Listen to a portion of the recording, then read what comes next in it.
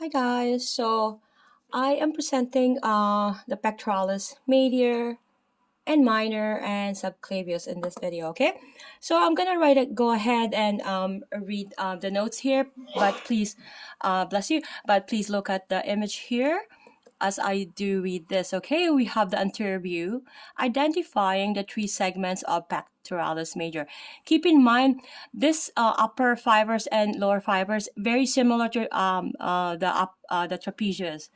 They are antagonists, right? Just like the deltoid, anterior and posterior deltoid. Similarly, these two are antagonists to each other.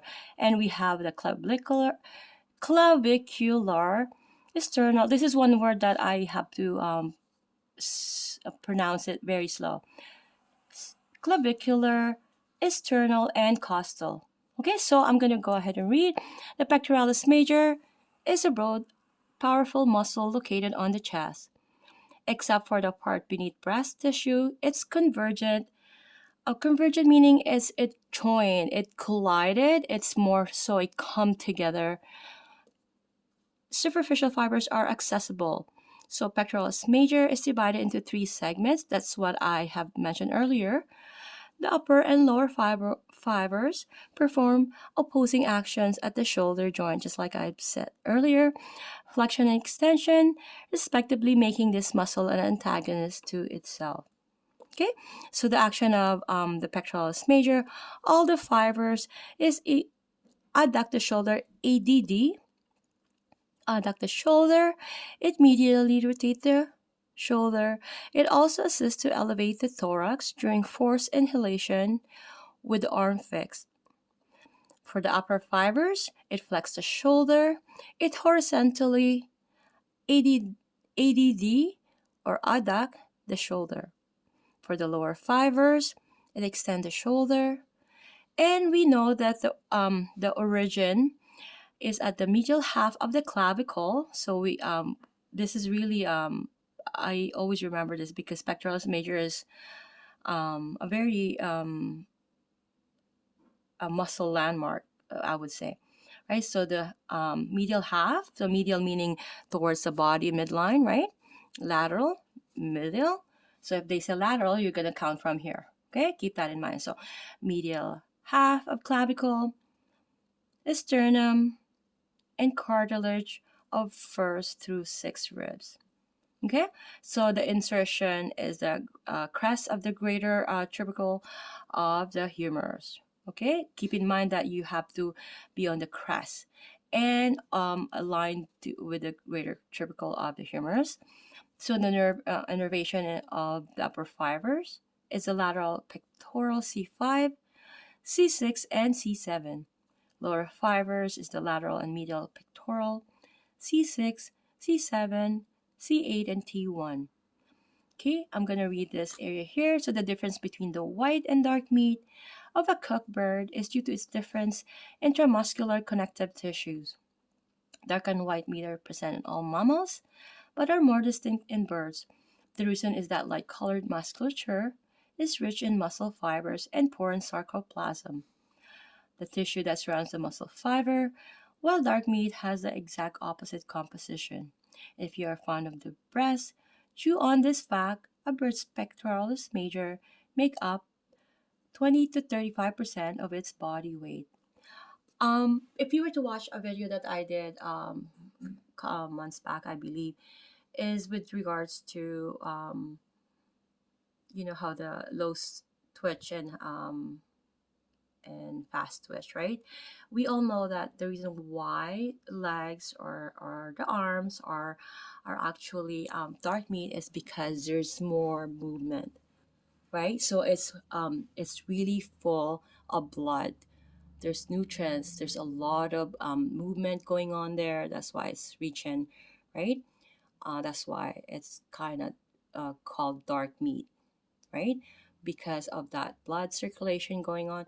Whereas the white meat, if you prefer white meat, there's not much because it was the breast is not really moving on. It's more so in a very in terms of mobility, right? So I did that video. I can't remember which system that I presented and I mentioned that.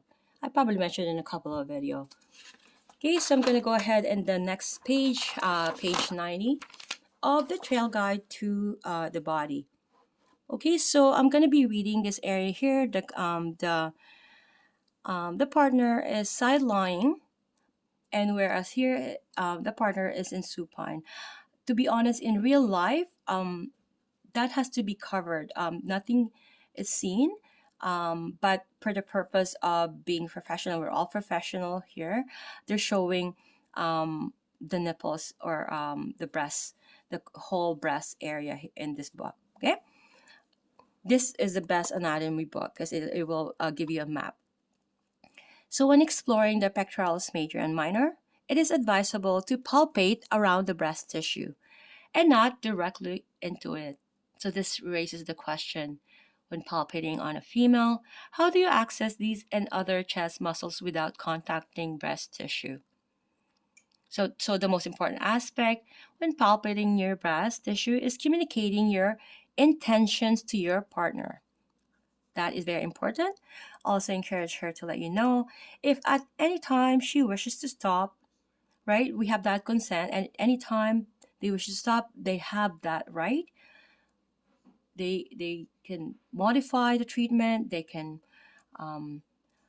stop it, pause, whatever they want to do is according to them. Okay, that's their right.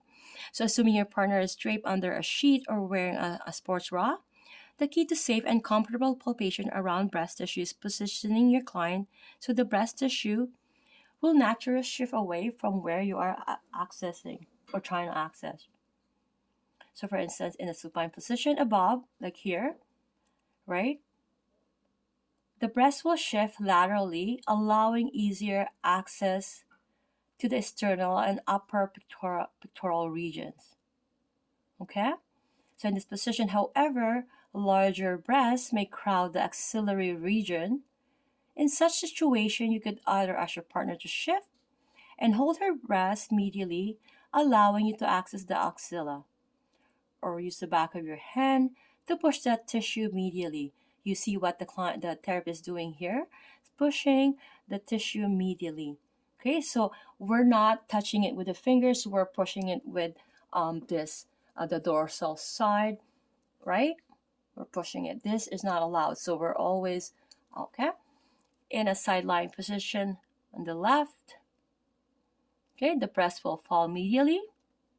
This is really easy, just like if you wanted to have an ellipsoas release, side lying, right? This will really like keep all the organs. In this case, it's the breast tissue. It will automatically fall.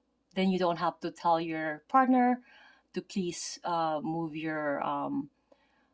yourself or move your breast tissue. You know, for you to have access to the axilla or to the groin area, right?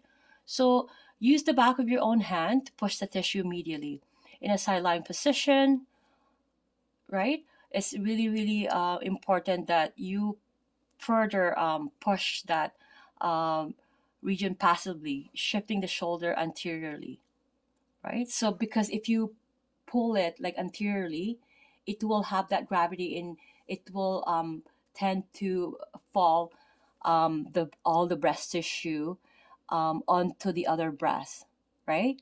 And then you'll have more access if you were to envision it in your own head. Okay, so on this image here, partner in supine, right? The pectoralis major and the deltoid, right? So see how the client, right, is medially rotating the shoulder against the partner's resistance, right? So with your partner's shoulder slightly ABD, abduct, right? Sit or stand facing him. So locate the medial shaft of the clavicle and move inferiorly onto the clavicular fibers. Explore the surface of the pectoralis major. Follow the fibers laterally as they blend with the deltoid and attach at the greater tubercle.